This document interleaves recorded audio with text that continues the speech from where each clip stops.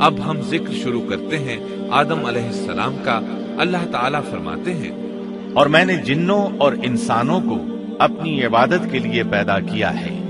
اللہ تعالیٰ نے ہمارے باپ کو کیوں پیدا فرمایا؟ ہمیں کیوں پیدا فرمایا؟ تاکہ ہم اس کی عبادت کریں، اگرچہ وہ عبادت کا محتاج نہیں، وہ تو بے نیاز ہے، البتہ ہم اس کے محتاج ہیں۔ اس کے اسماء بہترین اور حسین ہیں، وہ عالیشان صفات کا مالک ہے۔ اس نے اپنے ناموں کے آثار ظاہر کرنے کے لیے مخلوق کو پیدا فرمایا، رحمت کے آثار، قدرت کے آثار، جبر اور طاقت کے آثار اور حکمت کے آثار ظاہر کرنے کے لیے مخلوقات کو پیدا فرمایا، ورنہ وہ کسی چیز کا محتاج نہیں۔ آدم علیہ السلام کی تخلیق سے پہلے ہی اس بارے میں اللہ تعالیٰ کا فرشتوں سے مکالمہ ہوا۔ اللہ تعالیٰ نے فرمایا، اور جب تیرے رب نے فرشتوں سے کہا میں زمین میں ایک خلیفہ بنانے والا ہوں۔ خلیفہ سے مراد ہے نائب، اور یہ کہ اس کی نسل میں سے ہر ایک دوسرے کا خلیفہ ہوگا، جبکہ سیدنا ابو بکر صدیق رضی اللہ عنہ نبی اکرم صلی اللہ علیہ وسلم کے خلیفہ ہوئے۔ سو اللہ نے ایک خلیفہ بنانے کا ارادہ فرمایا جو زمین میں حکومت کرے اور اس کو آباد کرے۔ چنانچہ اللہ تعالیٰ نے فرمایا، اللہ تعالیٰ نے تمہیں زمین سے پیدا کیا اور اسی نے اس زمین میں تمہیں بسایا ہے۔ اللہ تعالیٰ کا ارادہ ہوا کہ زمین کو آباد کروائے، جبکہ جن اس قابل نہیں تھے، کیونکہ ان میں اس قدر عقل و دانش نہیں تھی کہ زمین کو پر رونق اور سرسبز و شاداب رکھ سکے۔ علماء جنات کے بارے میں کہتے ہیں ان کا سب سے بڑا عقل مند جن انسانوں کے 10 سالہ بچے کے برابر عقل رکھتا ہے، اس لیے زمین کو آباد کرنے کی صلاحیت اللہ تعالیٰ نے انسان کو بخشی۔ اللہ نے انسان کو بہترین ڈھانچے اور حسین ترین شکل و صورت سے نوازا، پھر اپنی روح اس میں پھونکی۔ فرشتوں نے اس سے سوال کیا، ایسی مخلوق کو کیوں پیدا کرتا ہے جو زمین میں فساد کرے اور خون بہائے؟ اور ہم تیری تسبیح، حمد اور پاکیزگی بیان کرتے ہیں۔ اس کے جواب میں اللہ نے فرمایا، جو میں جانتا ہوں تم نہیں جانتے۔ دراصل فرشتوں نے کسی طرح معلوم کر لیا تھا کہ آدم کی اولاد زمین میں فساد کرے گی، خون ریزی کرے گی، لیکن انہوں نے یہ بات اعتراض کے طور پر نہیں کہی تھی، کیونکہ ایسا اعتراض تو گناہ ہے، اور فرشتے پلک جھپکنے کے برابر اللہ کی معصیت اور نافرمانی نہیں کرتے، بلکہ وہ تو نہایت معزز عبادت گزار ہیں، کسی بات میں اللہ پر پیش دستی اور سبقت نہیں کرتے، اور اس کے حکم پر عمل کرتے ہیں۔ اللہ کے حکم کی نافرمانی نہیں کرتے، بلکہ جو حکم دیا جائے بجا لاتے ہیں۔ اس لیے فرشتوں کا یہ پوچھنا وضاحت طلبی کے لیے تھا، وہ تو انسان کے پیدا کرنے کی وجہ پوچھ رہے تھے۔ وہ زمین میں جنات کے اعمال اور کرتوت کا مشاہدہ کر چکے تھے، یعنی اللہ تعالیٰ نے انہیں پیدا کر کے اختیار دیا تو وہ فتنہ و فساد اور فسق و فجور میں مبتلا ہو گئے، اور اب ایک اور مخلوق زمین میں بسائی جا رہی تھی، تو اس بات کا امکان تھا کہ یہ مخلوق بھی ان کے نقش قدم پر چلے۔ اس لیے فرشتوں نے تعجب اور حیرت کی بنا پر یہ سوال کیا تھا، اور پوچھنے کا مقصد یہ تھا کہ کیا یہ بھی جنوں کی طرح ہوں گے؟ اس طرح انہیں یہ خدشہ لاحق ہوا کہ شاید ان سے اللہ کی عبادت میں کوتاہی یا کمی واقع ہوئی ہے، جس کی وجہ سے اللہ کو نئی مخلوق پیدا کرنا پڑی۔ اس لیے ان کی بات میں یہ بھی تھا کہ ہم تیری حمد اور ثنا بیان کرتے ہیں۔ بہرحال ان کے سوال کے 2 مقصد تھے۔ کیا یہ جنوں کی طرح فساد کرنے والی قوم ہے؟ کیا ہم سے تیری عبادت میں کوتاہی ہوئی ہے؟ اس پر اللہ تعالیٰ نے فرمایا، جو میں جانتا ہوں وہ تم نہیں جانتے۔ اس موقع پر فرشتوں کے ذہنوں میں ایک اور بات بھی آئی۔ وہ آپس میں کہنے لگے کہ اللہ تعالیٰ جو بھی مخلوق پیدا کرے گا وہ ہم سے زیادہ معزز اور عالم نہیں ہو سکتی۔ یعنی جب فرشتوں نے باقی مخلوقات کا جائزہ لیا، مثلا آسمان، زمین، پہاڑ، جن، چوپایوں وغیرہ کا، تو انہوں نے سوچا یہ ہم سے زیادہ مرتبے والی نہیں ہے، لہذا یہ مخلوق بھی پیدا ہو رہی ہے تو یہ ہم سے زیادہ مرتبہ نہیں رکھتی۔ یہ ہمارا خاص مقام ہے کہ اللہ کی تسبیح میں مصروف ہیں، کفر سے محفوظ ہیں، ہر حکم بجا لاتے ہیں، اللہ کے تمام احکامات پورے کرتے ہیں، آسمان اور زمین میں اس کا حکم نافذ کرتے ہیں، اور اللہ کے نزدیک ہم سب سے زیادہ شرف والے ہیں۔ لہٰذا اگر یہ نئی مخلوق انسان بھی پیدا ہو جائے تو کیا ہوا، ہم سے زیادہ معزز اور علم والی تو نہیں ہوگی۔ بہرحال جب اللہ تعالیٰ نے آدم کو پیدا کیا تو زمین کی مٹی لانے کا حکم فرمایا، چنانچہ اللہ تعالیٰ کے پاس مٹی لائی گئی۔ امام ترمذی، ابن حبان اور امام احمد رحمت اللہ علیہ نے ایک حدیث بیان کی ہے جس کے الفاظ کچھ یوں ہیں: اللہ تعالیٰ نے آدم علیہ السلام کو مٹی کی ایک مٹھی سے پیدا فرمایا، اس مٹی کو اللہ تعالیٰ نے پوری زمین سے اٹھوایا تھا۔ یہی وجہ ہے کہ آدم کی اولاد زمین کے لحاظ سے ہی ظہور پذیر ہوئی۔ بعض سرخ رنگ کے ہیں تو بعض سیاہ اور بعض سفید اور کچھ اس کے درمیان میں ہیں۔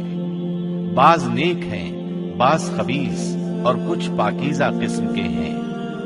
انسان کی تخلیق مٹی سے شروع ہوئی، اس مٹی کو پانی سے تر کیا گیا تو یہ تین بن گئی۔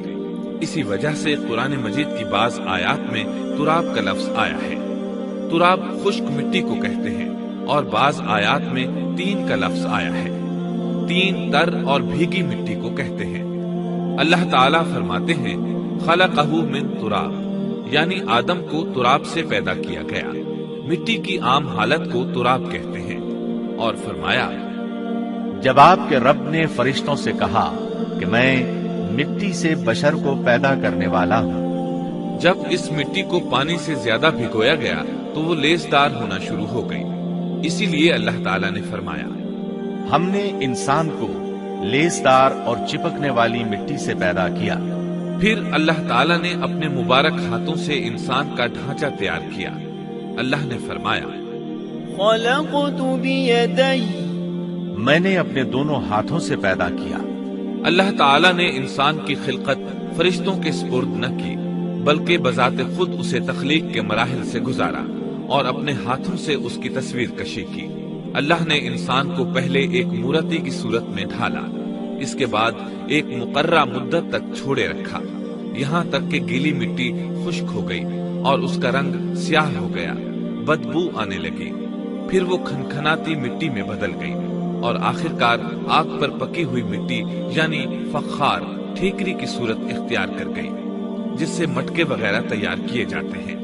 سیاہ مٹی کو ہماؤن کہتے ہیں اور بدبودار کو مسنون کہتے ہیں، اور کھنکھنا کر بولنے والی مٹی کو سلسال کہتے ہیں، اور ٹھیکری کی طرح کی مٹی کو الفخار کہتے ہیں۔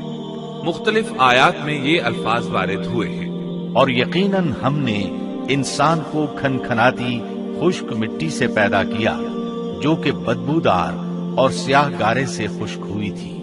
اور فرمایا اللہ نے انسان کو کھنکھناتی مٹی سے پیدا کیا جو کہ ٹھیکری کی طرح تھی۔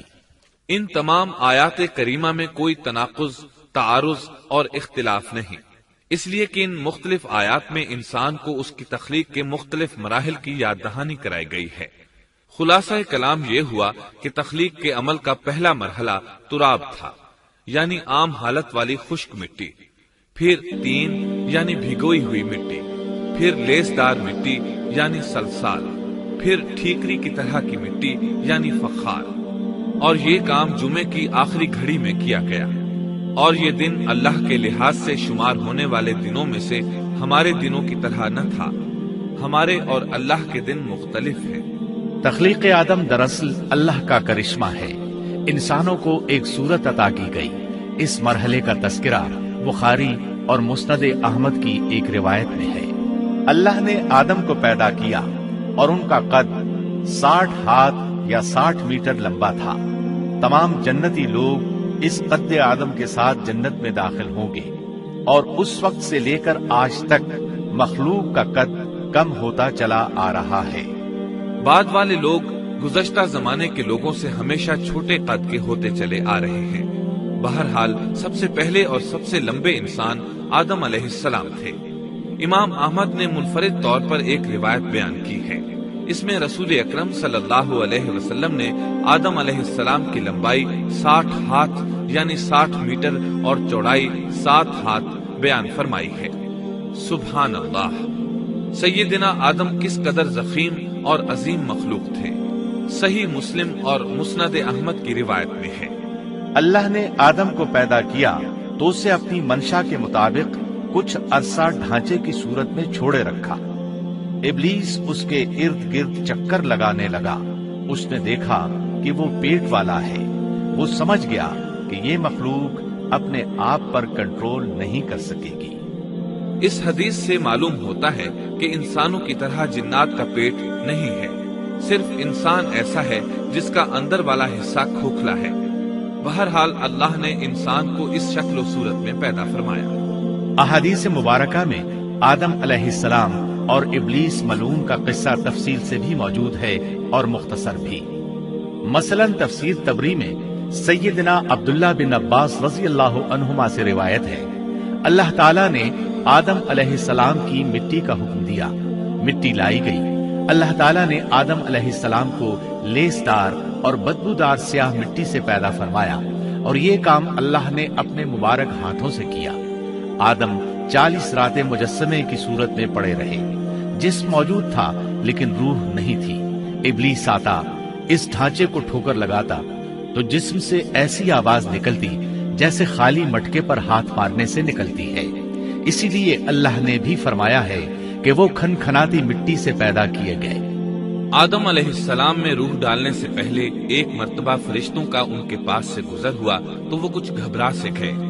इब्लीस को तो बहुत ज्यादा घबराहट का सामना करना पड़ा।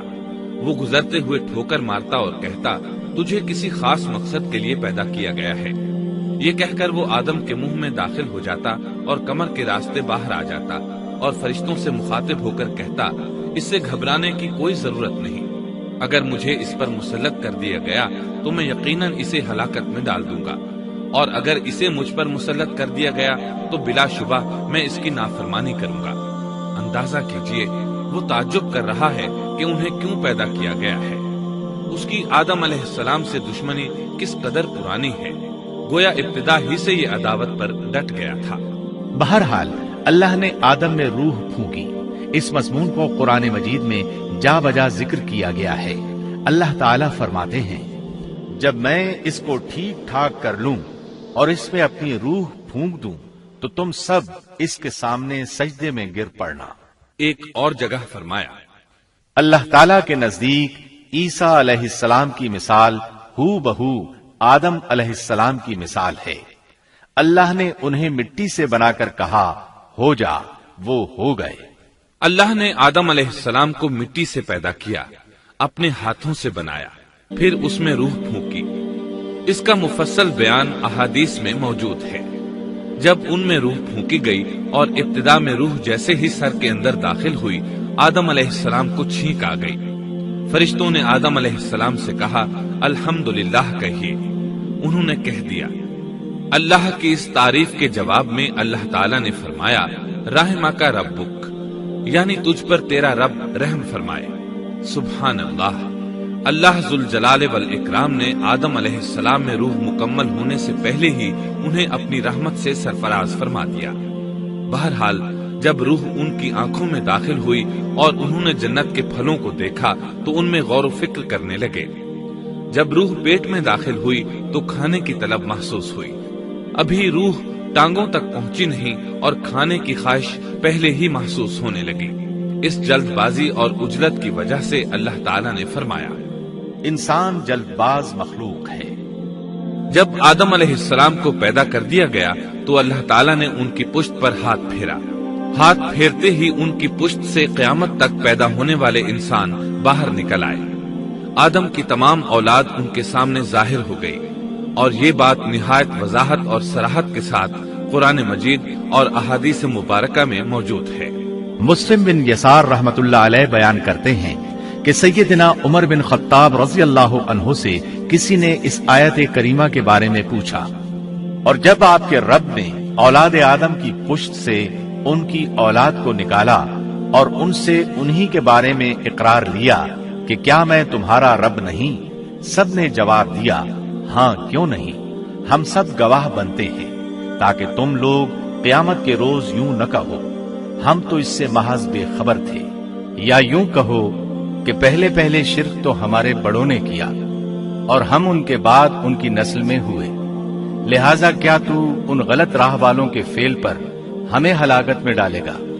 سیدنا عمر رضی اللہ عنہ نے اس شخص کے سوال کے جواب میں فرمایا، میں نے سنا ہے کہ رسول اللہ صلی اللہ علیہ وسلم فرما رہے تھے، اللہ نے آدم علیہ السلام کو پیدا کیا، پھر اپنے دائیں ہاتھ کو اس کی پشت پر پھیرا اور اس سے نسل انسانی کو باہر نکالا اور ان کی طرف اشارہ کر کے فرمایا، میں نے انہیں جنت کے لیے پیدا کیا ہے اور یہ جنت والوں کے اعمال کریں گے۔ پھر اپنے ہاتھ کو دوبارہ آدم علیہ السلام کی پشت پر پھیرا اور اس سے نسل انسانی کو باہر نکالا اور ان کی طرف اشارہ کر کے فرمایا، میں نے انہیں آگ کے لیے پیدا کیا ہے اور یہ آگ والوں کے اعمال کریں گے۔ اس پر ایک شخص نے نبی اکرم صلی اللہ علیہ وسلم سے سوال کیا، اے اللہ کے رسول صلی اللہ علیہ وسلم، تو پھر ہمارے اعمال کس حساب میں شمار ہوں گے؟ آپ نے جواب میں فرمایا، اللہ تعالیٰ جب کسی بندے کو جنت کے لیے پیدا کرتا ہے تو اس سے جنت والوں کے کام کرواتا ہے، حتیٰ کہ جنت والے اعمال میں سے ہی کسی عمل پر اس کا موت سے سامنا ہوتا ہے، اس وجہ سے اللہ اسے جنت میں داخل کرتا ہے، اور جب اللہ کسی بندے کو آگ کے لیے پیدا کرتا ہے تو اسے آگ والے اعمال پر لگا دیتا ہے، یہاں تک کہ وہ آگ والے اعمال میں سے کسی عمل پر مرتا ہے، اس کی وجہ سے اللہ اسے آگ میں داخل کر دیتا ہے۔ ہر شخص کے لیے اس کام میں آسانی پیدا کر دی جاتی ہے جس کے لیے وہ پیدا کیا گیا ہے۔ لیکن یہ بات ذہن میں ہر وقت موجود رہنی چاہیے کہ اللہ نے انسان کو اختیار دے رکھا ہے کہ وہ اپنی عقل اور فکر کی روشنی میں اللہ کے احکامات پر عمل پیرا ہو کر خود کو جنتی بنا لے، یا عقل کا درست استعمال نہ کرتے ہوئے شیطان کا پٹا گلے میں ڈال لے اور جہنم میں جگہ بنا لے۔ یہ تو اللہ نے انسان کو اختیار دے رکھا ہے، اس کی مرضی کہ جنت والے اعمال کرے یا جہنم والے۔ ہر انسان میں دونوں طرف جانے کی طاقت اور صلاحیت موجود ہے۔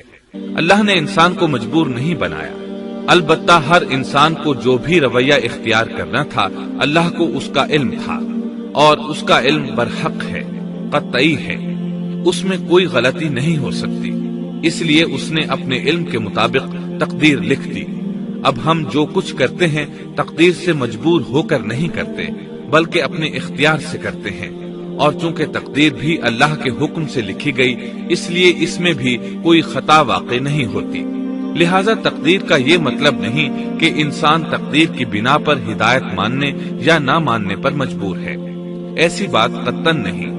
اور درست بات یہ ہے کہ تقدیر کا مسئلہ بہت زیادہ پیچیدہ ہے اور مشکل ترین مسائل میں سے ہے، یہاں اس کی تفصیل کا موقع نہیں۔ جب اللہ نے آدم علیہ السلام کو پیدا کر لیا اور اس میں اپنی روح پھونک دی تو فرشتوں کو حکم دیا کہ آدم کو سجدہ کرے۔ ابلیس ایک بہت نیک اور بزرگ جن تھا، اس نے کبھی اللہ کی نافرمانی نہیں کی تھی، اسی بنا پر وہ بلند مرتبہ پا کر فرشتوں میں شامل ہو چکا تھا، لیکن فرشتوں کی جنس سے قطعاً نہیں تھا۔ اللہ نے اسے اطاعت اور فرما برداری کا صلہ دیا تھا، اس کی عزت اور اکرام کرتے ہوئے آسمان میں بسایا تھا، لمحہ بھر کے لیے بھی اس نے اللہ کی نافرمانی نہیں کی تھی، اور پھر اللہ نے آدم کو سجدہ کرنے کا حکم دیا، اور اس حکم کے مخاطب فرشتے اور ابلیس تھے۔ صرف فرشتوں کے لیے یہ حکم نہیں تھا بلکہ ابلیس بھی اس حکم میں شامل تھا، کیونکہ اللہ تعالیٰ فرماتے ہیں، اور یقیناً ہم نے تمہیں پیدا کیا، پھر ہم ہی نے تمہاری صورت بنائی، پھر ہم نے فرشتوں سے کہا کہ آدم کو سجدہ کرو، تو سوائے ابلیس کے سبھی نے سجدہ کیا، وہ سجدہ کرنے والوں میں شامل نہ ہوا۔ اللہ تعالیٰ نے فرمایا، تجھے کس چیز نے سجدے سے روک دیا جبکہ میرا حکم تیرے لیے بھی تھا؟ تو اس سے ثابت ہوا اس حکم میں فرشتوں کے ساتھ ابلیس بھی شامل تھا، کیونکہ قرآن میں اذ امرتک کے الفاظ ہیں، اس کا مطلب ہے کہ میں نے تجھے حکم دیا تھا۔ اور پھر ابلیس نے جواب میں یہ نہیں کہا کہ تو نے تو مجھے حکم ہی نہیں دیا تھا، بلکہ اس نے سجدہ نہ کرنے کی وجہ یہ بتائی۔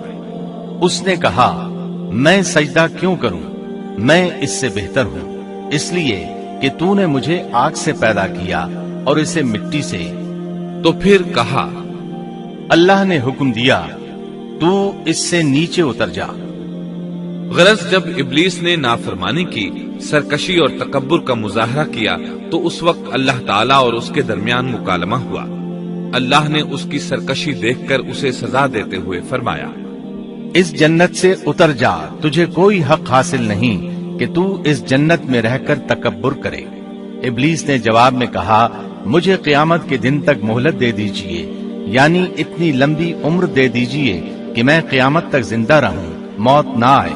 اللہ نے فرمایا، تجھے مہلت دے دی گئی، لیکن ایک وقت مقررہ تک۔ اور جب شیطان اس طرف سے مطمئن ہو گیا کہ اسے مہلت مل گئی، تب اس نے کہا، چونکہ تو نے مجھے گمراہ کر دیا ہے، اس وجہ سے میں قسم کھاتا ہوں کہ میں انسانوں کی گمراہی کے لیے تیرے سیدھے راستے پر بیٹھ جاؤں گا، پھر ان کے آگے سے، ان کے پیچھے سے، ان کے دائیں سے، ان کے بائیں سے، ان کے پاس آؤں گا، اور آپ ان میں سے اکثر لوگوں کو شکر گزار نہیں پائیں گے۔ اللہ تعالیٰ نے شیطان کا رد کرتے ہوئے فرمایا، یہاں سے ذلیل و خوار ہو کر نکل جا۔ ان میں سے جو شخص بھی تیرا حکم مانے گا، میں ایسے تمام گمراہوں سے جہنم کو بھر دوں گا۔ جو انسان بھی تیرا پیروکار بنے گا، وہ جہنم کا مستحق اور حقدار ٹھہرے گا۔ قرآن مجید میں دوسرے مقامات پر بھی اس گفتگو کو نئے پیرائے میں دہرایا گیا ہے۔ مثلاً اللہ نے فرمایا، یقیناً ہم نے انسان کو کھنکھناتی مٹی سے پیدا فرمایا ہے، جو کہ سڑے ہوئے گارے کی تھی، اور اس سے پہلے ہم نے جنات کو لو والی آگ سے پیدا کیا۔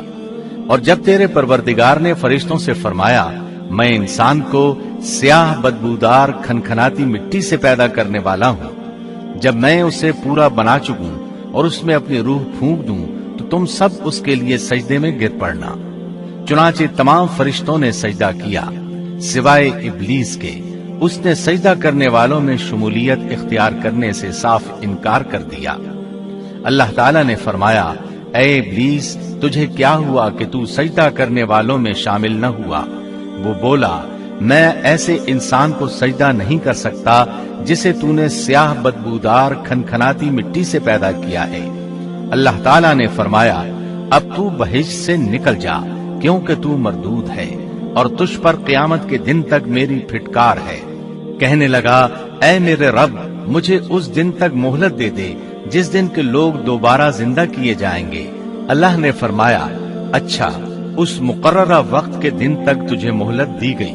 کہنے لگا، اے میرے رب، چونکہ تو نے مجھے گمراہ کیا ہے، مجھے بھی قسم ہے کہ میں انسانوں کے لیے زمین میں گناہوں کو خوشنما بناؤں گا اور ان سب کو بہکا دوں گا، سوائے ان کے جو تیرے منتخب اور مخلص بندے ہوں گے، وہ میرے بہکاوے میں نہیں آئیں گے۔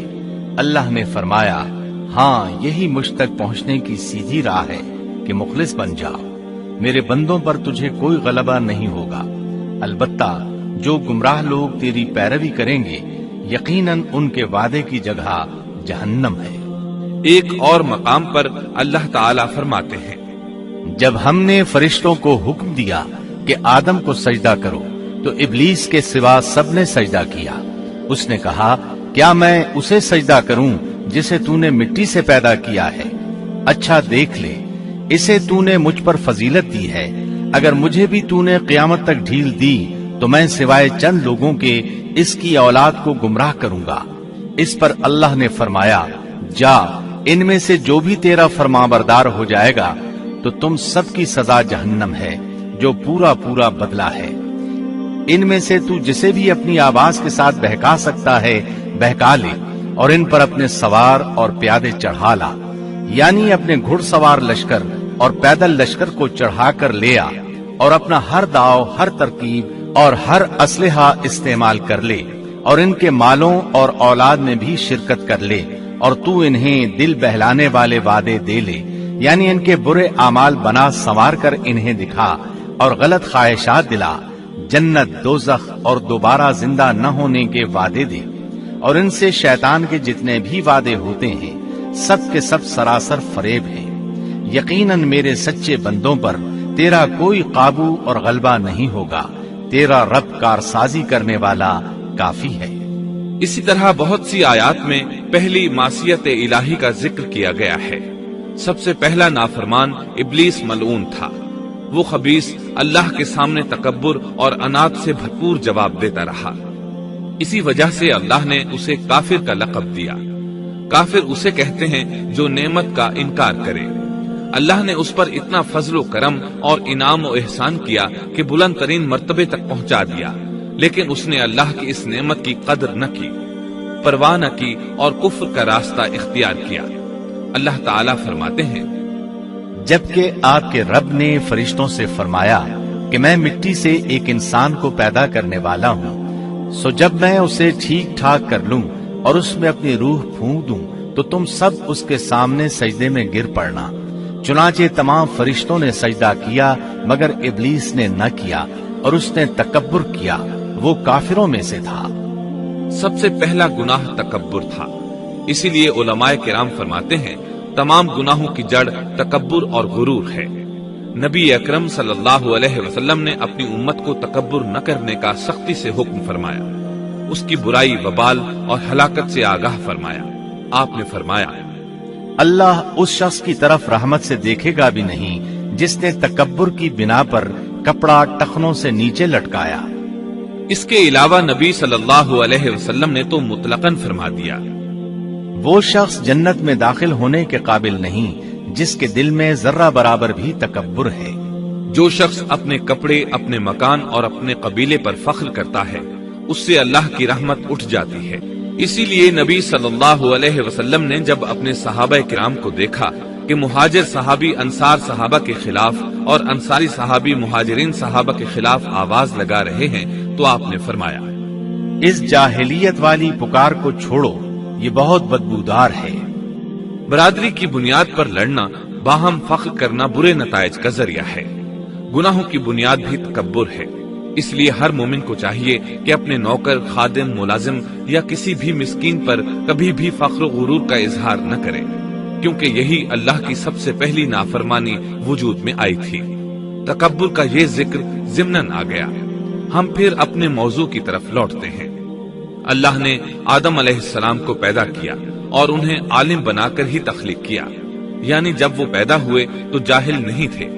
اللہ نے آدم علیہ السلام کو فرشتوں سے بھی بڑا عالم بنا کر پیدا فرمایا۔ بے شمار احادیث میں آدم علیہ السلام کی ابتدا اور ان کے علم کا ذکر موجود ہے۔ جب اللہ نے آدم میں مکمل روح ڈال دی اور وہ اپنے پاؤں پر کھڑے ہو گئے تو اللہ نے انہیں حکم دیا، جاؤ فرشتوں کی جماعت کو السلام علیکم کہو۔ آدم اور فرشتوں کی زبان عربی تھی، یہی زبان اہل جنت کی ہے۔ آدم گئے، جا کر سلام کہا، انہوں نے جواب میں کہا وعلیکم السلام ورحمت اللہ، یعنی تجھ پر اللہ کی سلامتی اور رحمت ہو۔ اللہ نے فرمایا، یہ تیرا اور تیری اولاد کا آپس میں ایک دوسرے کو تحفہ اور ہدیہ ہے۔ اللہ نے آدم علیہ السلام کو ابتدا ہی میں تمام نام سکھا دیے۔ مفسرین نے ان ناموں کے بارے میں بہت بحثیں ذکر کی ہیں۔ مضبوط موقف سیدنا عبداللہ بن عباس رضی اللہ عنہما کا ہے کہ اللہ نے آدم علیہ السلام کو ہر چیز کا نام سکھا دیا تھا، مثلاً یہ پہاڑ ہے، یہ سمندر ہے، یہ پرندہ ہے، یہ درخت ہے وغیرہ۔ وہ آسمان اور زمین کی ہر چیز کا نام جانتے تھے۔ یہ علم کیسا تھا، انسان نے کس طرح ہر چیز کا نام پہچان لیا۔ یقیناً اللہ انسان میں یہ طاقت پیدا کر سکتا ہے کہ وہ ہر علم کا احاطہ کر سکے۔ اللہ نے آدم علیہ السلام کو ہر چیز کا نام اور اس کی صنعت اور کام بھی معلوم کرا دیا۔ آگ، لوہے، لکڑی، غرض ہر چیز کا نام اور استعمال ذہن میں ڈال دیا۔ وہ کس قدر عظیم علم سے بہرور ہوئے، سبحان اللہ۔ بہرحال اللہ نے آدم علیہ السلام کو صرف شکل و صورت اور تخلیق ہی میں بلند مرتبہ عطا نہیں کیا تھا، بلکہ عقل و علم کے لحاظ سے بھی بلند درجے اور مقام پر فائز کیا تھا، جیسا کہ اللہ تعالیٰ فرماتے ہیں، اللہ نے آدم علیہ السلام کو ہر چیز کا نام سکھا دیا، پھر ان چیزوں کو فرشتوں پر پیش کیا اور فرمایا، مجھے ان چیزوں کے نام بتاؤ اگر تم سچے ہو۔ مطلب یہ کہ تم اپنے دعوے میں کہاں تک سچے ہو؟ جب آدم کی تخلیق ہوئی تو تم نے کہا تھا اللہ جو چاہے پیدا کر لے، قسم ہے وہ ہم سے زیادہ معزز اور عالم نہیں ہوگا۔ اس دعوے میں اگر تم سچے ہو تو ذرا ان اشیاء کے نام تو بتاؤ۔ اللہ تعالیٰ نے آدم علیہ السلام کا زیادہ معزز ہونا، مکرم ہونا اور علم و معرفت والا ہونا واضح کرنے کے لیے فرشتوں کو حکم دیا کہ آدم علیہ السلام کو سجدہ کریں۔ یہ سجدہ تعظیمی تھا، عبادت والا سجدہ نہیں تھا۔ سجدہ تعظیمی پہلے وقتوں میں جائز تھا، لیکن اب حرام ہے۔ اسی لیے تو یعقوب علیہ السلام، ان کی بیوی اور 11 بیٹوں نے یوسف علیہ السلام کو سجدہ کیا تھا۔ بہرحال فرشتوں نے آدم علیہ السلام کو سجدہ کیا۔ اس سے معلوم ہو جاتا ہے کہ کون زیادہ عزت اور عظمت والا ہے۔ یقیناً آدم علیہ السلام زیادہ شرف اور منزلت کے حقدار ٹھہرے۔ جب اللہ تعالیٰ نے ان کی عزت، تکریم اور تعظیم ثابت فرما دی، تب علم و معرفت میں ان کی برتری ثابت کرنے کے لیے فرمایا، اگر تم اپنے قول میں سچے ہو تو ان چیزوں کے نام بتاؤ۔ تب فرشتوں نے کہا، فرشتے کہنے لگے، اے اللہ تو پاک ہے، ہمیں تو صرف اتنا ہی علم ہے جتنا تو نے ہمیں سکھا رکھا ہے، مکمل حکمت و علم والا تو ہی ہے۔ اللہ تعالیٰ نے آدم علیہ السلام سے فرمایا، اے آدم تم ان فرشتوں کو ان چیزوں کے نام بتاؤ۔ آدم ہر چیز کا نام بتانے لگے، کسی جگہ بھی انہوں نے غلطی نہیں کی۔ جب انہوں نے فرشتوں کو تمام چیزوں کے نام بتا دیے تو اللہ تعالیٰ نے فرشتوں کو مخاطب کر کے کہا، کیا میں نے تمہیں پہلے ہی نہیں کہہ دیا تھا کہ زمین اور آسمان کا غیب میں ہی جانتا ہوں، اور میرے علم میں ہے جو تم ظاہر کر رہے ہو اور جو چھپا رہے ہو۔ یہاں ذہن میں سوال ابھرتا ہے کہ فرشتے کیا چھپا رہے تھے؟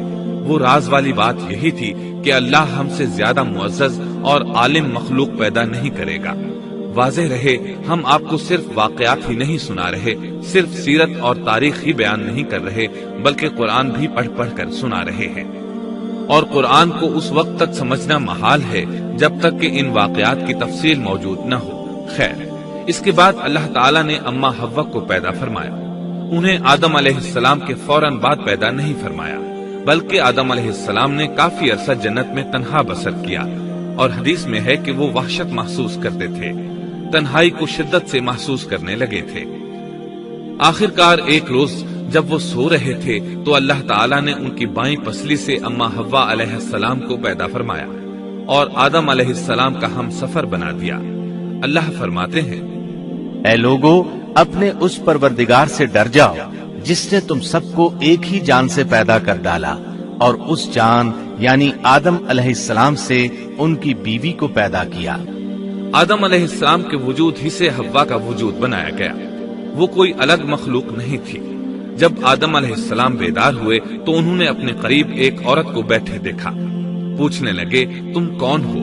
حوا علیہ السلام نے کہا، عورت۔ آدم علیہ السلام نے پھر پوچھا، تجھے کس لیے پیدا کیا گیا ہے؟ وہ بولی، آپ کے لیے، تاکہ آپ مجھ سے سکون اور انس حاصل کریں۔ جب فرشتوں نے آدم علیہ السلام کو ایک عورت سے باتیں کرتے دیکھا تو کہنے لگے، اب ایک اور نئی مخلوق پیدا کی گئی ہے۔ آدم علیہ السلام نے ان مخلوقات کا نام تو بتا دیا تھا جو مشہور و معروف تھی، ان کا نام پوچھنا چاہیے۔ انہوں نے آدم علیہ السلام سے سوال کیا، انہوں نے فوراً جواب دیا، حوا، اس لیے کہ اللہ نے تو آپ کو ہر چیز کا نام سکھا دیا تھا۔ فرشتوں نے کہا، ان کا نام حوا کیوں رکھا گیا ہے؟ آدم علیہ السلام نے جواب دیا، اس لیے کہ اسے ایک زندہ چیز سے پیدا کیا گیا ہے، حیات کی نسبت سے حوا نام رکھا گیا۔ مسلم شریف میں ہے، سیدنا ابو ہریرہ رضی اللہ عنہ روایت کرتے ہیں کہ رسول اللہ صلی اللہ علیہ وسلم نے فرمایا، جو شخص اللہ اور آخرت کے دن پر ایمان رکھتا ہے، جب وہ کسی معاملے کے لیے حاضر ہو تو بھلائی والی بات کرے یا خاموش رہے، اور عورتوں کے بارے میں بھلائی کی وصیت حاصل کر لو، یعنی ان کے ساتھ اچھا سلوک کرو، کیونکہ عورت پسلی سے پیدا کی گئی ہے، اور پسلی میں زیادہ ٹیڑھا حصہ اوپر والا حصہ ہوتا ہے۔ اگر تم اس کو سیدھا کرنا چاہو گے تو توڑ ڈالو گے، اور اگر اس کو چھوڑ دو گے تو وہ اسی طرح ہمیشہ ٹیڑھی رہے گی۔ عورتوں کے بارے میں بھلائی کی وصیت حاصل کر لو۔ مطلب یہ کہ اسی حالت میں گزر بسر کرو، عورتوں کے بارے میں بھلائی کی وصیت حاصل کر لو۔ اس حدیث کا مطلب یہ ہے کہ عورتوں پر جبر کر کے زبردستی ان کی طبیعت کو بدلا نہیں جا سکتا، اور عورت ذات کو نہایت نرمی اور پیار سے رکھو۔ ان کی طبیعتوں میں ٹیڑھا پن ہے، وہ کبھی جذبات سے مغلوب ہو جاتی ہے اور عقل کھو بیٹھتی ہے۔ اگر کوئی اسے سیدھا کرنا چاہے تو اس سے لا تعلقی، دوری اور طلاق کی نوبت آ جائے گی۔ اگر اسے چھوڑ دو گے تو ٹیڑھا پن برقرار رہے گا۔ مرد کو بہت حوصلے سے اس صورتحال کو سنبھالنا چاہیے۔ احادیث میں سیدنا ابراہیم علیہ السلام کی زوجہ سیدہ سارہ علیہ السلام کا قصہ موجود ہے۔ وہ حوا علیہ السلام کے بعد کائنات کی سب سے زیادہ خوبصورت عورت تھی۔ احادیث سے یہ اشارہ ملتا ہے کہ حوا علیہ السلام ابتدائے انسانیت سے لے کر قیامت تک پیدا ہونے والی تمام عورتوں میں خوبصورت تھی۔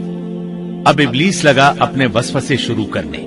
آدم اور حوا علیہ السلام دونوں اللہ کے حکم سے جنت میں تھے کہ شیطان نے انہیں پھسلانے کی کوشش شروع کر دی۔ اللہ تعالیٰ فرماتے ہیں، اور ہم نے کہہ دیا اے آدم تم اور تمہاری بیوی جنت میں رہو اور جہاں سے چاہو با فراغت کھاؤ۔ جنت بھی کیسی؟ اللہ فرماتے ہیں، وہ جنت کہ جس کی چوڑائی ہی آسمانوں اور زمین کے برابر ہے۔ سو اس جنت میں سے جو چاہو سو کھاؤ، کچھ بھی منع نہیں سوائے ایک درخت کے، چنانچہ ارشاد ہوا، اور ہم نے کہا اے آدم تم اور تمہاری بیوی جنت میں رہو، پھر جس جگہ سے چاہو با فراغت کھاؤ، اور اس درخت کے پاس مت جاؤ ورنہ ظالموں میں سے ہو جاؤ گے۔ ایک اور جگہ فرمایا، اور جب ہم نے فرشتوں سے کہا کہ آدم کو سجدہ کرو تو ابلیس کے سوا سب نے سجدہ کیا۔ ابلیس نے انکار کیا تو ہم نے کہا اے آدم یہ تیرا اور تیری بیوی کا دشمن ہے، خیال رکھنا ایسا نہ ہو کہ وہ تم دونوں کو جنت سے نکلوا دے اور تو مصیبت میں پڑ جائے۔ یہاں تو تجھے آرام ہے، نہ تو بھوکا ہے اور نہ ننگا، اور نہ تو یہاں پیاسا ہوتا ہے، نہ دھوپ سے تکلیف اٹھاتا ہے۔ گویا اللہ نے سیدنا آدم علیہ السلام کو وسوسے سے پہلے ہی خبردار کر دیا تھا۔ ان آیات سے یہ بھی پتا چلا کہ انسان سے ابلیس کی عداوت اور دشمنی ابتدا ہی سے چلی آ رہی ہے، اور یہ بھی ثابت ہوا کہ جو لوگ کہتے ہیں کہ انسان ابتدا میں ننگا تھا ان کا قول صحیح نہیں، اس لیے کہ اللہ تعالیٰ نے جنت میں بھی آدم علیہ السلام پر لباس رکھا اور زمین میں بھی لباس نازل کر دیا، جیسا کہ اللہ تعالیٰ فرماتے ہیں، اے آدم کی اولاد ہم نے تم پر لباس کو نازل کیا جو تمہاری شرمگاہوں کو چھپاتا ہے اور زینت کا سبب بھی ہے، اور تقوی کا لباس اس سے بھی بہتر ہے۔ لہٰذا آدم ابتدا میں ننگے نہیں تھے، انہیں تو ننگے پن کا علم ہی نہیں تھا، نہ ہی ان کی بیوی کو برہنہ ہونے کا علم تھا۔ اللہ نے آدم علیہ السلام کو کامل نعمتوں سے نوازا، بھوک نہ پیاس، یہاں تک کہ پیاس کے اسباب سے بھی محفوظ، نہ گرمی اور نہ دھوپ، پھر بے انتہا حسن و جمال، مشقت نہ تکلیف، بدبختی نہ بدقسمتی۔ آدم اور حوا علیہ السلام کے دلوں میں وسوسہ ڈالنے کے بارے میں بھی قرآن نے روشنی ڈالی ہے۔ پھر شیطان نے ان دونوں کے دلوں میں وسوسہ ڈالا۔ یہ وسوسہ اس نے ان دونوں کو طمع دلانے کی صورت میں پورا کیا، اور یہ طمع دلائی کہ اس درخت کو کھانے سے ہمیشگی اور بقا ملتی ہے اور کبھی نہ ختم ہونے والی بادشاہت حاصل ہوتی ہے، اور اس وسوسے کا مقصد یہ تھا تاکہ ان کا پردہ بدن جو ایک دوسرے سے پوشیدہ تھا دونوں کے روبرو بے پردہ کر دے۔ ان کی شرمگاہوں کو ننگا کرنے کے لیے اس نے ایسا کیا۔ وہ دونوں کپڑے میں ملبوس تھے، ستر ڈھانپ رکھا تھا۔ جب انہوں نے اس درخت سے کھایا تو لباس نیچے گر گیا، دونوں برہنہ ہو گئے۔ یہی شیطان چاہتا تھا کہ انہیں برہنہ کر دے، اللہ کی نافرمانی پر اکسائے۔ ارشاد ہوتا ہے، شیطان نے انہیں وسوسہ ڈالا، کہنے لگا اے آدم کیا میں تجھے دائمی زندگی کا درخت اور وہ بادشاہت نہ بتلا دوں جو کبھی پرانی نہ ہو؟ جب تم اس درخت سے کھاؤ گے تو ہمیشہ زندہ رہنے والے بن جاؤ گے اور زبردست بادشاہت حاصل کر لو گے۔ اس نے یہ تمنا بھی دلائی۔ تمہارے رب نے تم دونوں کو اس درخت سے اس لیے منع کیا ہے کہ تم دونوں فرشتے نہ بن جاؤ یا ہمیشہ زندہ رہنے والے نہ بن جاؤ۔ یعنی تم اس درخت سے کھا لو گے تو فرشتے بن جاؤ گے اور ہمیشہ قائم دائم رہو گے۔ پھر وہ وسوسہ ڈالتے ہوئے جھوٹی قسمیں کھانے لگا، جیسا کہ ارشاد ہوتا ہے، اور ان دونوں کے روبرو قسمیں کھانے لگا کہ یقین آ جائے میں آپ کا خیر خواہ ہوں۔ اللہ کی قسم کھانے لگا اور اس وقت سے جھوٹی قسموں کی ابتدا ہوئی۔ اس نے ان دونوں کو فریب دے کر بہکا لیا، جیسا کہ فرمایا فَدَلَّاهُمَا بِغُرُورٍ، یعنی دھوکے سے انہیں پھسلایا، حالانکہ انہیں کسی چیز کی کمی نہیں تھی۔ بھلا وہاں کیا محتاجی ہو سکتی تھی؟ جنت میں سکون سے زندگی بسر کر رہے تھے۔ جنت سے بڑھ کر کیا چاہیے؟ ہمیشہ کے لیے جنت مل چکی تھی۔ اللہ تعالیٰ فرماتے ہیں، ان دونوں نے جب درخت کو چکھا، دونوں کا پردہ بدن ایک دوسرے کے روبرو کھل گیا، دونوں اپنے بدنوں پر درختوں کے پتے جوڑ جوڑ کر رکھنے لگے۔ کپڑے اترنے پر دونوں کو حیا آئی، اس لیے کہ انسان کی فطرت میں برہنہ ہونے کی ناپسندیدگی شامل ہے۔ برہنہ ہو گئے تو کوئی لباس نہیں تھا، اس لیے درختوں کے پتے جوڑ کر جسم ڈھانپنے لگے۔ حدیث میں آیا ہے، آدم بھاگنے لگے تو اللہ نے پکارا، آدم مجھ سے بھاگتے ہو؟ آدم بولے، اللہ میں شرم کی بنا پر بھاگ رہا ہوں، اور اس وجہ سے کہ تیرے سامنے برہنہ کیسے رہوں، پھر یہ کہ نافرمانی کا ارتکاب بھی کر چکا ہوں۔ یہاں ایک سوال پیدا ہوتا ہے، دونوں میں سے پہلے کھانے والا کون تھا؟ اس بارے میں راجح قول یہ ہے کہ وہ حوا علیہ السلام تھی۔ انہی نے آدم علیہ السلام کو طمع دلاتے ہوئے اس غلطی پر آمادہ کیا تھا، جیسا کہ بخاری شریف میں نبی اکرم صلی اللہ علیہ وسلم نے فرمایا، اگر حوا نہ ہوتی تو کوئی عورت اپنے خاوند سے خیانت نہ کرتی۔ حوا علیہ السلام نے انہیں غلطی میں مبتلا کیا تھا۔ اگر حوا علیہ السلام نہ ہوتی تو آدم بھی خیانت میں مبتلا نہ ہوتے اور نہ معصیت میں مبتلا ہوتے۔ تب اللہ نے انہیں پکارا، کیا میں نے تم دونوں کو اس درخت سے نہیں روکا تھا؟ اور کیا یہ نہیں کہا تھا کہ شیطان تمہارا کھلا دشمن ہے؟ اب توجہ طلب بات یہ ہے کہ اس موقع پر دونوں نے کیا طرز عمل اختیار کیا؟ کیا وہ دونوں اپنی معصیت پر بضد رہے اور تکبر کرنے لگے، جیسا کہ ابلیس نے سجدہ کرنے سے انکار کیا تھا اور پھر لگا تھا اپنی معصیت پر اصرار کرنے، یا ان دونوں نے توبہ کر لی؟ جی ہاں، دونوں نے توبہ کر لی، جیسا کہ قرآن مجید میں آتا ہے، دونوں نے کہا، اے ہمارے رب، ہم نے اپنا بڑا نقصان کیا، اور اگر تو ہماری مغفرت نہ کرے گا اور ہم پر رحم نہ کرے گا تو واقعی ہم خسارہ پانے والوں میں سے ہو جائیں گے۔ اس قصے میں ایک سوال یہ ذہن میں پیدا ہوتا ہے کہ جب سیدنا آدم علیہ السلام کو ابلیس نے سجدہ نہ کیا تو اللہ تعالیٰ نے اسے مردود بنا کر جنت سے نکال دیا، پھر وہ سیدنا آدم علیہ السلام کو اس درخت کے قریب کس طرح لے گیا جبکہ وہ جنت سے باہر ہو چکا تھا؟ قرآن کریم میں اس بارے میں یہ الفاظ آئے ہیں، پھر شیطان نے ان کے دلوں میں وسوسہ ڈالا۔ یہ وسوسہ اس نے کیسے ڈالا جبکہ وہ جنت سے نکالا جا چکا تھا؟ مفسرین نے اس کے جواب میں لکھا ہے کہ اس نے جنت سے باہر رہ کر یہ وسوسہ ڈالا تھا، جیسے آج کل تار اور بغیر تار کے آواز کو دور دراز علاقوں تک پہنچایا جا سکتا ہے، ایسے ہی شیطان نے اپنی طاقت سے یہ وسوسہ ان کے دلوں تک پہنچایا۔ لگے ہاتھوں ابلیس کی حقیقت بھی سن لیں۔ ابلیس کے لفظی معنی انتہائی مایوس کے ہیں۔ یہ راندہ درگاہ ہونے کے بعد ہمیشہ ہمیشہ کے لیے اللہ کی رحمت سے مایوس ہو گیا تھا، اس لیے اسے یہ لقب ملا، ورنہ روایات کی روح سے اس کا اصل نام عزازیل تھا۔ پہلے یہ جنات میں سے تھا، اپنے رب تعالی کی اطاعت سے نکل کر ابلیس ہوا۔ اس کا علم ناقص تھا، مزاج ناپاک تھا، وہ غرور اور تکبر میں مبتلا ہو گیا تھا۔ یہاں یہ بات بھی ذہن نشین کر لیں کہ انبیاء خطا اور گناہ سے پاک ہوتے ہیں، ان پر اللہ تعالیٰ کی مستقل حفاظت اور نگرانی قائم رہتی ہے۔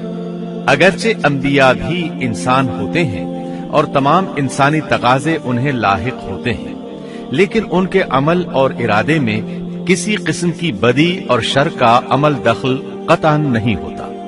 ان کا ہر قول اور عمل بلکہ ہر حرکت اور سکون کی حالت بھی انسانیت کے لیے بہترین نمونہ ہوتے ہیں۔ البتہ بشر ہونے کی وجہ سے بھول کا امکان ہوتا ہے، تاہم بھول ہو جانے کی صورت میں انہیں فوراً ہی خبردار کر دیا جاتا ہے۔ بھول ہو جانا بشری طبیعت کا خاصہ ہے۔ اللہ تعالیٰ نے ہر انسان کی فطرت میں یہ چیز رکھی ہے۔ انبیاء سے بھول چوک ہو جانے میں بھی اللہ تعالیٰ کی کئی ایک حکمتیں پوشیدہ ہیں۔ مثلا بہت سی قومیں اپنے نبیوں کے معجزات دیکھ کر ان میں ربوبیت کی صفات کی قائل ہو گئی، یہاں تک کہ بعض قوموں نے اپنے نبیوں کو اللہ یا اللہ کا بیٹا بھی جانا۔ جب انبیاء سے بھول اور لغزشیں ہوئیں تب گویا لوگوں پر یہ واضح کیا گیا کہ یہ الہ نہیں ہے۔ الہ ہوتے تو کس طرح ان سے بھول ہو سکتی تھی۔ اس سے یہ بتانا بھی مقصد تھا کہ انبیاء انسان ہی ہوتے ہیں، کوئی ماورائی مخلوق نہیں ہوتے۔ سیدنا آدم علیہ السلام کے واقعے پر غور کرنے سے یہ حقیقت مزید واضح ہو جاتی ہے کہ سیدنا آدم علیہ السلام کی یہ لغزش گناہ نہیں تھی۔ ممنوعہ درخت کا پھل کھاتے ہی سیدنا آدم علیہ السلام اور اماں حوا کا لباس اتر گیا تھا۔ اللہ کا حکم ہوا، قال اهبطوا، جنت سے اتر جاؤ، تم آپس میں ایک دوسرے کے دشمن ہوگے اور تمہارے واسطے زمین میں رہنے کی جگہ ہے اور ایک وقت تک نفع حاصل کرنا ہے۔ فرمایا تم وہیں زندگی بسر کرو گے اور وہیں مرو گے اور وہیں سے دوبارہ نکالے جاؤ گے۔ قرآن مجید کے دیگر مقامات میں بھی اس قصے کی تفصیل موجود ہے۔ مثلاً فرمایا، اور اس سے قبل ہم نے آدم سے ایک عہد لیا تھا مگر وہ بھول گئے اور ہم نے ان میں کوئی عزم نہیں پایا۔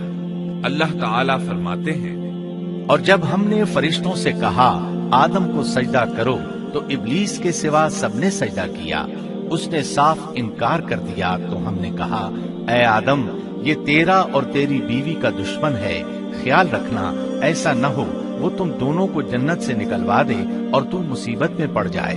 یہاں تو تجھے یہ آرام ہے کہ نہ تو بھوکا ہوتا ہے اور نہ ننگا، اور نہ تو یہاں پیاسا ہوتا ہے اور نہ دھوپ سے تکلیف اٹھاتا ہے۔ لیکن شیطان نے اسے وسوسے میں ڈال دیا، کہنے لگا میں آپ کو دائمی زندگی کے درخت اور وہ بادشاہت بتلاؤں جو کبھی پرانی نہ ہو۔ چنانچہ ان دونوں نے اس درخت سے کھایا، بس ان کے ستر کھل گئے اور وہ بہشت کے پتے اپنے اوپر چپکانے لگے۔ آدم نے اپنے رب کی نافرمانی کی، بس بہک گیا۔ پھر اس کے رب نے نوازا، اس کی طرف توجہ فرمائی اور اس کی رہنمائی کی۔ حکم ہوا تم دونوں یہاں سے اتر جاؤ، تم آپس میں ایک دوسرے کے دشمن ہو۔ اب تمہارے پاس جب کبھی میری طرف سے ہدایت پہنچے تو جو میری ہدایت کی پیروی کرے نہ تو وہ بہکے گا نہ تکلیف میں پڑے گا، ہاں جو میری یاد سے روگردانی کرے گا اس کی زندگی تنگی میں رہے گی اور بروز قیامت ہم اسے اندھا کر کے اٹھائیں گے۔ آدم علیہ السلام زمین پر اترے اور اپنے رب سے توبہ کے کلمات سیکھ لیے۔ وہ کلمات یہ ہیں، ربنا ظلمنا أنفسنا وإن لم تغفر لنا وترحمنا لنكونن من الخاسرين۔ اے ہمارے رب، ہم نے اپنا نقصان کیا اور اگر تو نے ہم پر مغفرت و رحمت نہ فرمائی تو ہم خسارہ اٹھانے والوں میں سے ہو جائیں گے۔ آدم علیہ السلام زمین پر اترے اور ان کے ساتھ حوا علیہ السلام بھی اتری اور ان کے ساتھ ہی ابلیس کو بھی اتارا گیا۔ یہ کس جگہ پر اترے اس بارے میں اختلاف پایا جاتا ہے، لیکن ابن عباس رضی اللہ عنہ کی بات راجح محسوس ہوتی ہے کہ آدم علیہ السلام کو ہند میں اور حوا علیہ السلام کو جدے میں اتارا گیا۔ جب آدم علیہ السلام اتر آئے تو حوا علیہ السلام کی تلاش شروع کر دی، زمین میں ان کی تلاش میں سرگرداں ہوئے۔ آخر کار میدان عرفات میں دونوں کی ملاقات ہو گئی۔ چونکہ میدان عرفات میں دونوں نے ایک دوسرے کی معرفت حاصل کی تھی اور ان کا آپس میں تعارف ہوا تھا، لہٰذا اسی مناسبت سے اس میدان کا نام عرفات مشہور ہو گیا۔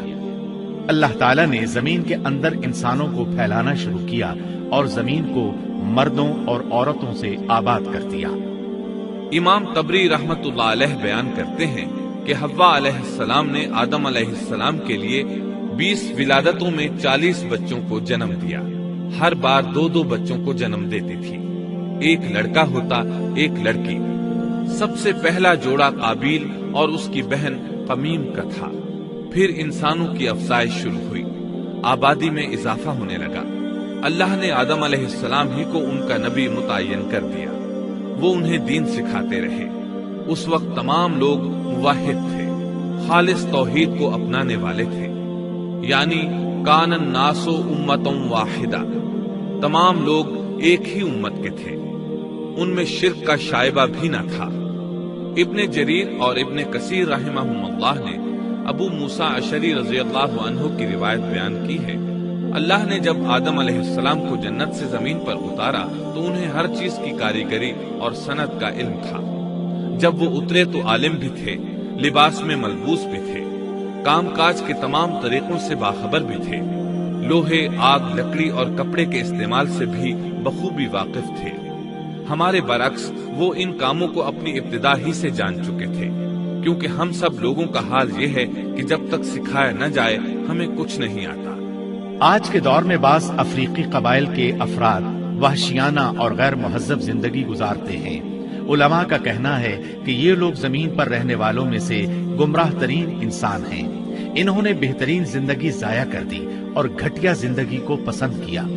تہذیب و تمدن کا آغاز چونکہ ابتدائے آفرینش سے ہے، اس لیے ہر انسان کی فطرت میں تہذیب کی سوجھ بوجھ موجود ہے۔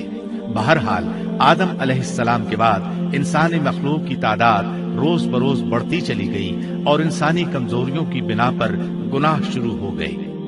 زمین پر سب سے پہلے ہونے والی معصیت قابیل کے ہاتھوں اپنے بھائی حابیل کے قتل کی صورت میں سامنے آئی۔ اللہ تعالیٰ نے قرآن مجید میں قابیل اور اس کے بھائی حابیل کا قصہ بیان کیا ہے۔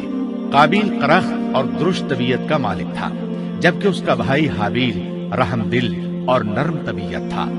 قابیل کھیتی باڑی کرتا تھا اور حابیل مویشی چراتا تھا۔ حابیل کے نرم دل ہونے کی ایک وجہ اس کا بکریاں چرانا تھا، کیونکہ ایک چرواہا اپنی بکری کو بھوکا دیکھ کر اسے چارہ کھلائے بغیر نہیں رہتا، نہیں وہ کسی بکری کو پیاسا دیکھ کر اسے بھول جاتا ہے۔ اپنے جانور پر اس کی طاقت سے زیادہ بوجھ بھی نہیں لادتا۔ بنی نوع انسان کی تعداد میں اضافے کے لیے اس وقت ایسا قانون تھا جو اب حرام ہے، اور وہ ہے بہن کے ساتھ نکاح۔ چونکہ اس وقت کے سب لوگ آدم علیہ السلام کی حقیقی اولاد تھے اور آپس میں بہن بھائی تھے، اس لیے اس وقت کی شریعت کی روح سے قابیل اپنے ساتھ جڑواں پیدا ہونے والی بہن کے سوا کسی دوسری بہن سے شادی کر سکتا تھا، اور اسی طرح حابیل اپنے ساتھ جڑواں پیدا ہونے والی بہن کے علاوہ کسی دوسری بہن سے شادی کر سکتا تھا۔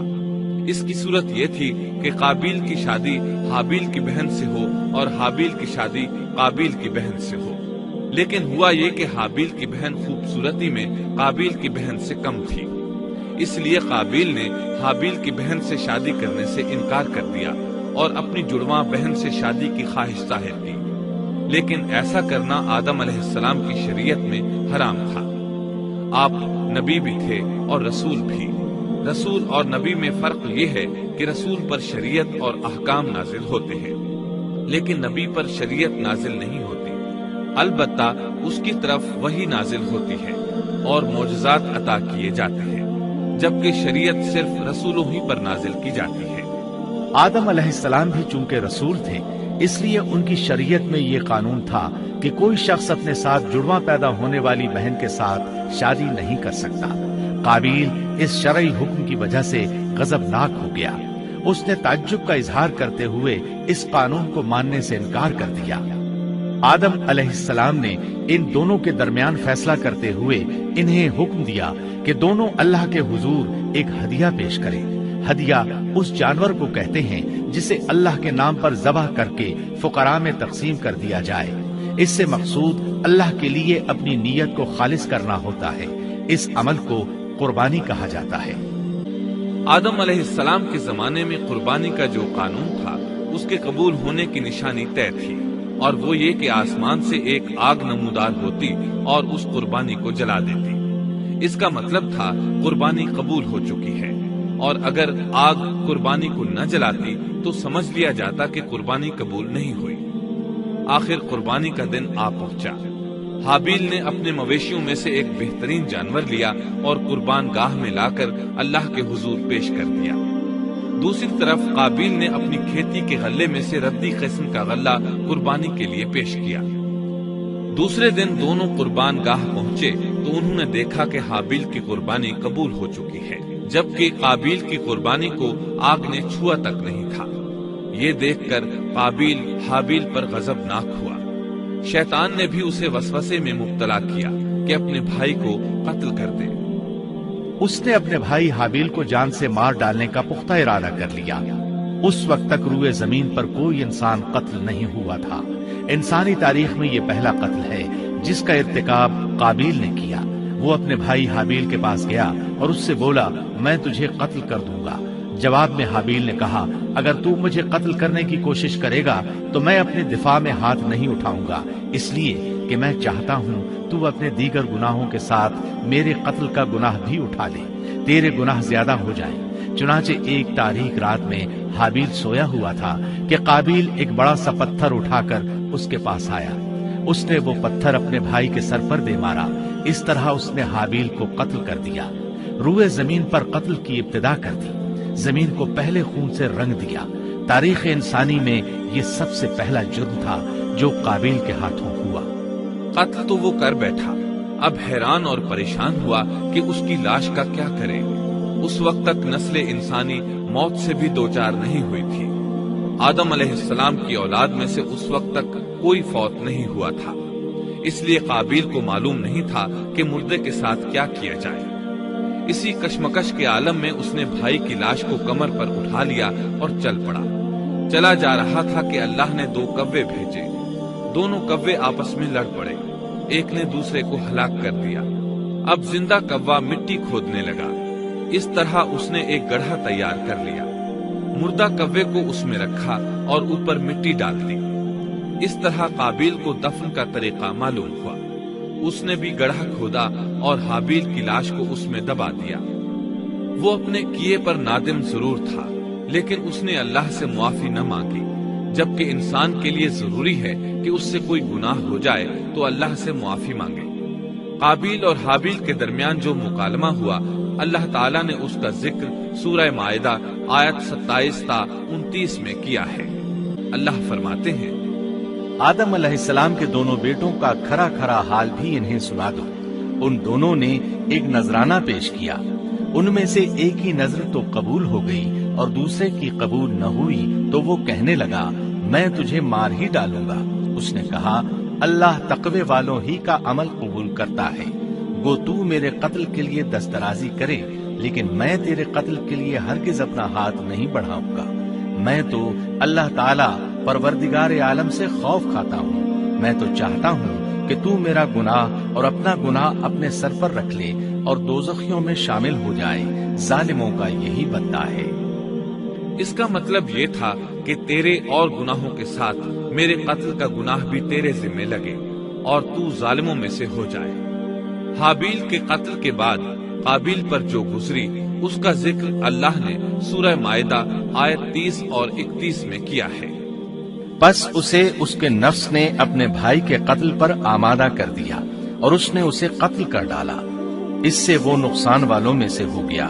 پھر اللہ تعالیٰ نے ایک کوے کو بھیجا جو زمین کھود رہا تھا تاکہ اسے دکھائے کہ وہ کس طرح اپنے بھائی کی ناش کو چھپا سکتا ہے۔ وہ کہنے لگا، ہائے افسوس، کیا میں ایسا کرنے سے بھی گیا گزرا ہو گیا کہ اس کوے کی طرح اپنے بھائی کی لاش کو دفنا دیتا۔ پھر تو بڑا ہی پشیمان اور شرمندہ ہوا۔ امام احمد، ترمذی اور ابو داود نے سیدنا سعد بن ابی وقاص رضی اللہ عنہ سے روایت کی ہے کہ انہوں نے سیدنا عثمان رضی اللہ عنہ کی شہادت کے فتنے کے وقت فرمایا، میں گواہی دیتا ہوں کہ رسول اکرم صلی اللہ علیہ وسلم نے فرمایا تھا، ایک بہت بڑا فتنہ رونما ہوگا، اس میں بیٹھنے والا کھڑے ہونے والے سے بہتر ہوگا اور کھڑا ہونے والا چلنے والے سے بہتر ہوگا اور چلنے والا دوڑنے والے سے بہتر ہوگا۔ کسی نے کہا، اگر کوئی میرے گھر میں داخل ہو کر میری طرف ہاتھ بڑھائے تاکہ وہ مجھے قتل کر دے تو آپ صلی اللہ علیہ وسلم نے فرمایا، تو آدم علیہ السلام کے بیٹے کی طرح قتل ہو جا، یعنی اس فتنے میں قتل ہو جانا۔ حابیل کی سنت پر عمل کرتے ہوئے خود ہاتھ نہ اٹھانا، قاتل کہلانے کی بجائے مقتول ہونے کو پسند کرنا۔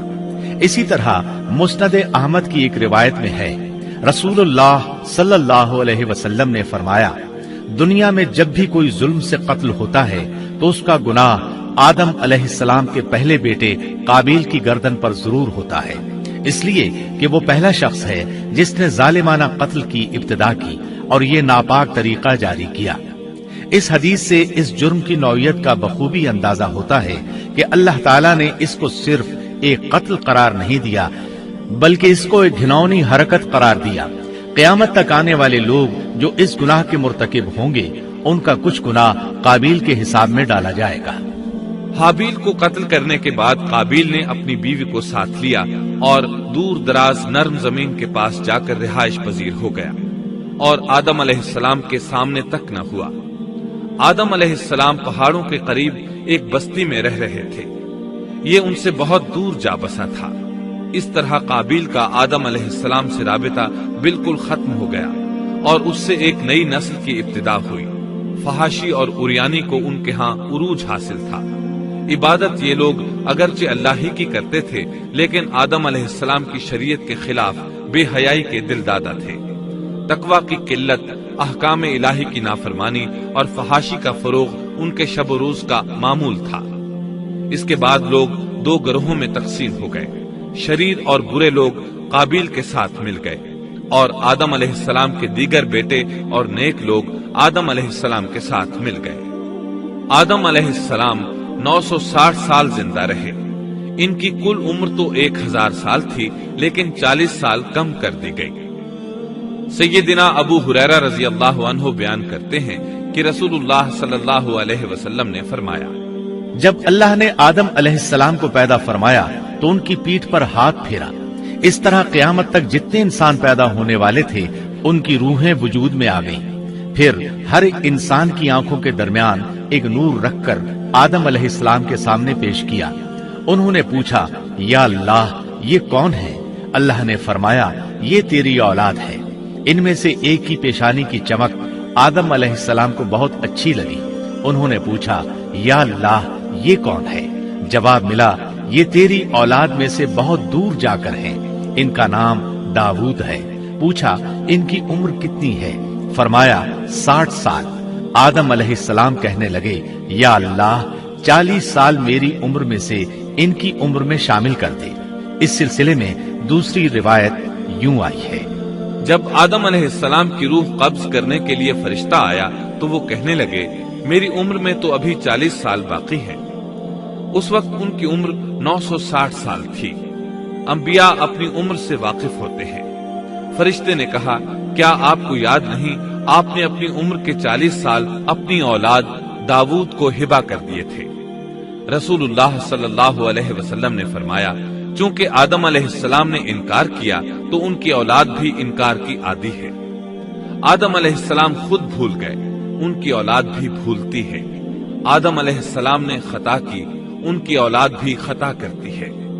حابیل کے قتل کے بعد اللہ تعالیٰ نے آدم اور حوا علیہ السلام کو اس کا نعم البدل عطا کیا۔ اس کا نام انہوں نے شیس رکھا۔ شیس کا مطلب ہے اللہ کا دیا ہوا تحفہ۔ حابیل کے قتل پر آدم اور حوا علیہ السلام دونوں بہت غمگین ہوئے، اس لیے اللہ نے بدلے میں انہیں شیس علیہ السلام عطا فرمائے۔ سیدنا ابو ذر غفاری رضی اللہ عنہ سے مروی ایک صحیح حدیث میں ہے کہ رسول اللہ صلی اللہ علیہ وسلم نے فرمایا، اللہ تعالیٰ نے 104 صحیفے نازل فرمائے، ان میں سے 50 صحیفے شیس علیہ السلام پر نازل ہوئے۔ ان صحیفوں میں ایسے قوانین، اصول اور ضابطے تھے جن سے انسانیت کی زندگی منظم ہوتی ہے۔ شیس علیہ السلام نے آدم علیہ السلام سے علم حاصل کیا، لیکن آدم علیہ السلام کا تمام علم وہ حاصل نہ کر سکے، اس لیے کہ آدم علیہ السلام نے بالمشافہہ اللہ تعالیٰ سے علم حاصل کیا تھا اور بہت سی اشیاء کا علم اللہ تعالیٰ نے انہیں سکھا دیا تھا، اس لیے وہ تمام علماء سے بڑھ کر عالم تھے۔ شیس علیہ السلام نے آدم علیہ السلام سے علوم سیکھ کر لوگوں کو سکھائے۔ لوگوں نے ان سے مختلف علوم، فنون اور پیشے سیکھے۔ انہیں شہروں میں رہنے سہنے کے بارے میں تعلیم دی۔ दिन रात के हिसाबात से उन्हें आगाह किया और उन्हें बताया कि किन औकात में वो अल्लाह की इबादत करें और इबादत के तरीके उन्हें सिखाए। अहदीस में इसकी वजाहत मिलती है। इमाम अहमद रहमतुल्लाह अलैह बयान करते हैं कि अबू जमा सादी कहते हैं कि उन्होंने मदीने में एक शेख को लोगों से कलाम करते देखा तो उनके मुतालिक पूछा, ये कौन शख्स है? लोगों ने बताया कि ये उबई बिन काब रजी अल्लाह अन्हु है। बड़े सहाबा में उनका शुमार होता है। तमाम मुसलमानों से बढ़कर कुरान और उसकी तफसीर के आलिम हैं। अबू जमा फरमाते हैं कि उबई बिन काब रजी अल्लाह अन्हु उस वक्त ये वाकया बयान कर रहे थे कि जब आदम अलैहिस्सलाम की वफात का वक्त करीब आया तो उन्होंने अपने बेटों से फरमाया, मेरा जन्नत के फल खाने को जी चाहता है। जन्नत के फल दुनियावी फलों जैसे ही होते हैं। सेब, अनार, अंगूर ये सब जन्नत में मौजूद थे। जन्नत के और दुनिया के फलों में फर्क ये है कि दुनियावी फल बदबूदार हो जाते हैं, जबकि जन्नती फल कभी बदबूदार नहीं होते। इसी तरह दुनियावी फलों का जायका आर्जी होता है, जबकि जन्नती फलों का जायका हमेशा बरकरार रहता है। इसलिए आदम अलैहिस्सलाम ने चाहा कि वो जन्नत के फल खाएं। चुनाचे उनके बेटे तलाश में निकल गए। उन्होंने अपने साथ कुल्हाड़े, कुदालें और टोकरियां ले ली। रास्ते में उन्हें फरिश्ते मिले। उनके पास आदम अलैहिस्सलाम का कफन और खुशबू वगैरह थी। उन्होंने पूछा, आदम के बेटो, किस चीज की तलाश में हो? कहां जा रहे हो? उन्होंने जवाब में कहा, हमारे वालिद मरीज हैं, उन्हें जन्नत के फलों की ख्वाहिश है। फरिश्ते उनके सामने इंसानी शक्ल में आए थे। उनकी बात सुनकर बोले, वापस जाओ, तुम्हारे वालिद फौत होने के करीब हैं। अब उनमें इतनी ताकत नहीं रही कि फल खा सकें। जब फरिश्ते आदम अलैहिस्सलाम की रूह कब्ज करने के लिए आए तो हव्वा अलैहिस्सलाम ने उन्हें पहचान लिया। वो बुलंद आवाज से आदम अलैहिस्सलाम को पुकारने लगी। उनके साथ चिमड़ गईं। आदम अलैहिस्सलाम बोले, मुझसे अलग हो जाओ, पहले भी मुझे तुम्हारी वजह से मुसीबत पहुंची थी। मेरे और मेरे रब के फरिश्तों के दरमियान से हट जाओ। फिर फरिश्तों ने आदम अलैहिस्सलाम की रूह कब्ज की, उन्हें गुस्ल दिया, कफन पहनाया, खुशबू लगाई, आपकी कब्र खोदी। फिर उन्होंने आदम अलैहिस्सलाम की नमाज जनाजा अदा की। उसके बाद उन्हें कब्र में उतारा, फिर ऊपर मिट्टी डाल दी और बोले, आदम के बेटो, तुम्हारे लिए यही तरीका है। उस वक्त तक लोग कफन दफन के अहकामात से वाकिफ नहीं थे। उन्हें इल्म न था कि काबिल ने अपने भाई को कैसे दफन किया था। इसलिए फरिश्तों को भेजा गया ताकि तदफीन का तरीका बता दें। तो इस तरह इंसान को दफन करने का तरीका मालूम हुआ जो फरिश्ते लेकर आए थे। आदम अलैहिस्सलाम ने अपनी 960 साल की मुकम्मल जिंदगी में सिवाय उस दरख्त का फल खाने के और कोई खता नहीं की।